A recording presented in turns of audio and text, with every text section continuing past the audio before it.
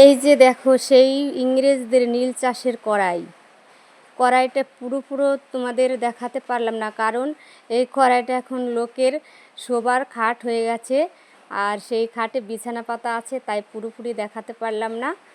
এই কড়াই দিয়ে আগেকার ইংরেজরা নীল জাল দিত, তাই বলেছিলাম যে একটা অনুষ্ঠানে এসেছি হরিচাঁদের সেই নীলকুঠি, তাই তোমাদের এই কড়াইটা দেখালাম।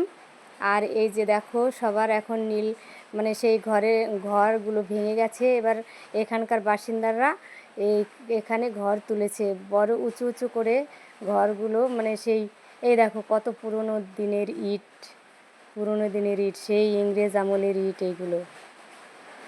যাই হোক বন্ধু, তোমাদের কাছে শেয়ার করলাম এই পুরনো ইংরেজদের সেই ইটের ঘর এখন আমাদের এখানকার বাসিন্দাদের বাসস্থান হয়ে গেছে।